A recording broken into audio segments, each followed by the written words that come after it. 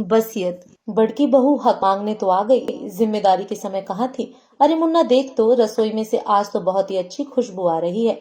कहीं बड़की बहू हलवा तो नहीं बना रही। मैं नहीं जाऊंगा अम्मा, कल ही ताई जी ने बहुत डांट लगाई थी जब मैं ताऊ जी के कहने पर चाय का झूठा बर्तन रखने किचन में गया था। उन्हें बिल्कुल भी पसंद नहीं है कि कोई उनकी रसोई में आए। अरे तू डरता क्यों है, जाकर कह देना कि थोड़ा सा हलवा अम्मा को भी दे दो, बहुत इच्छा हो रही है हलवा खाने की। और वैसे भी मैं सास हूँ तेरी ताई जी की। कुछ भी कहो अम्मा, मैं तो नहीं जाऊंगा। आपको हलवा खाने की इच्छा हो रही है तो दोपहर को माँ जब घर पर आएगी तब आपके लिए बनवा दूंगा। अरे इच्छा तो अभी हो रही है और तू दोपहर को बनवाएगा। अपनी दादी की बिल्कुल बात नहीं मानता। इतना कहकर अम्मा उदास होकर दूसरी तरफ मुंह करके लेट गयी। अम्मा को उदास देखकर 10 वर्षीय वीर का भी मन नहीं लगा। आखिर हिम्मत करके अपनी ताई जी की रसोई की तरफ चल दिया। उसे दरवाजे पर खड़ा देखकर उसकी ताई जी ने उसे घूर कर देखा। क्यों आया है यहाँ पर, क्या चाहिए तुझे? ताई जी। वो अपनी ताई जी को यूं घूरता देखकर एक बार तो वीर की जुबान भी हलक में ही अटक गई, पर अम्मा का उदास चेहरा ध्यान में आते ही फिर हिम्मत जुटा करके बोला, ताई जी वो अम्मा को हलवा खाने की बहुत इच्छा हो रही थी। अगर आपने बनाया है तो थोड़ा सा दे दो, वो थोड़े से हलवे से ही खुश हो जाएंगी। कोई हलवा नहीं बनाया है यहाँ पर। तुझे शर्म नहीं आती? कल इतना डांटा था फिर भी चला आया मुँह उठाकर। और वो तेरी अम्मा, उनके हाथ पैर कब्र में चले और हलवा खाने की इच्छा हो रही है। जाकर कह दे कुछ नहीं है मेरे पास, इतनी ही इच्छा हो रही है तो अपनी छोटी बहू से बनवा कर खाओ। चल भाग यहाँ से। वीर चुपचाप अपना समूह लेकर के आ गया, पर बड़ी बहू इतनी जोर से चिल्लाई थी कि अम्मा के कानों में उसके चिल्लाने की आवाज साफ सुनाई दे गई थी। अम्मा की आंखों में आंसू आ गए। अम्मा की आंखों में आंसू देखकर वीर बोला, अम्मा तू रोती क्यों है? कहा ना दोपहर को माँ जब घर वापस आएगी तो तेरे लिए हलवा बनवा दूंगा, तू फिक्र न कर। अम्मा कुछ बोल ना पाई, बस वीर के सिर पर हाथ रखकर उसे ढेरों आशीर्वाद देने लगी, पर रह रहकर उन्हें अपनी बीती बातें याद आने लगी। यह वही अम्मा है जो कभी वीर और उसकी माँ से बहुत नफरत किया करती थी।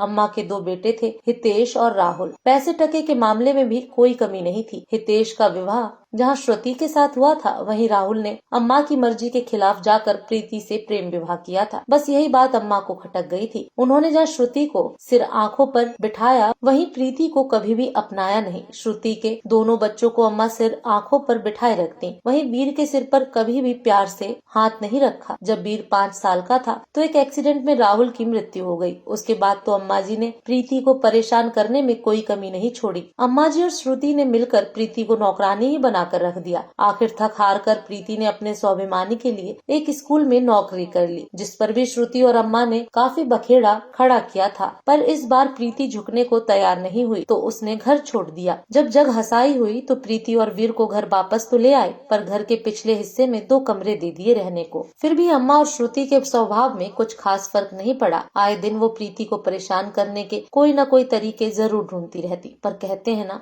वक्त की गति न्यारी होती है। आप अपने कर्मों का फल इसी धरती पर हासिल करते हो। एक दिन सीढ़ियों से उतरते समय अम्मा का पैर फिसल गया और वह गिर गई। उसके बाद तो अम्मा आज तक पूरी तरह से खड़ी ना हो सकी। आज भी लाठी लेकर ही चलती हैं। 2 दिन तो जैसे तैसे श्रुति ने सेवा चाकरी की, पर 2 दिन बाद ही अम्मा जी को प्रीति के पास यह कहकर छुड़वा दिया कि वह भी तो इस घर की बहू है। अम्मा के लिए उसके भी कुछ फर्ज हैं। साथ ही थोड़ा बहुत खर्चा देकर अपने फर्ज से इतिश्री कर ली। तब से अम्मा प्रीति और वीर के पास ही हैं। जिन पोते पोतियों को इतना लाड लड़ाया वो भी अम्मा से मिलने नहीं आते, और जिससे हमेशा गुस्सा रहे आज वही बुरे वक्त में उनके साथ खड़े हुए हैं। आज अम्मा को बहुत पछतावा होता है, लेकिन अब कर भी क्या सकते हैं। बस इतना जरूर है कि आज अपनी छोटी बहू और अपने पोते के लिए दिल से दुआ जरूर निकलती है। पर अब अम्मा को पूरा विश्वास हो चुका था कि उनके मरने के बाद प्रीति और वीर को प्रॉपर्टी में हिस्सा नहीं दिया जाएगा, इसलिए वे ठान चुकी थी कि मरने से पहले ही दोनों को उनका हिस्सा दिलवा दिया जाए। और इसके लिए उन्होंने अपने बड़े बेटे हितेश से बात की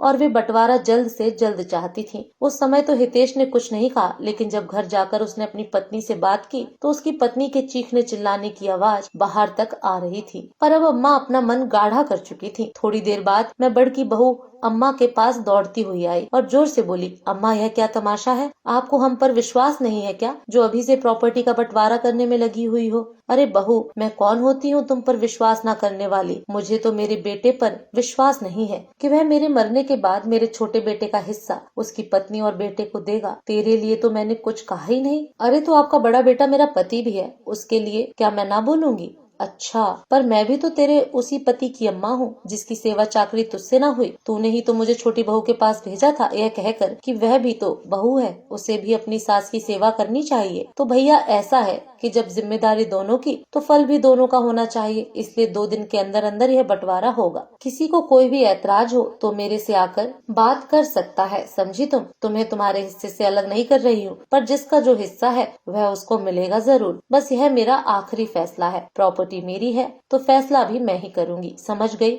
या और समझाऊं? अम्मा का यह रूप देखकर बड़की बहू के मुंह से बोलना फूटा और वह वहाँ से चुपचाप अपना समूह लेकर चलती बनी। धन्यवाद दोस्तों, आपको हमारी कहानी कैसी लगी? अगर अच्छी लगी हो तो लाइक करें, शेयर करें और सब्सक्राइब जरूर करें।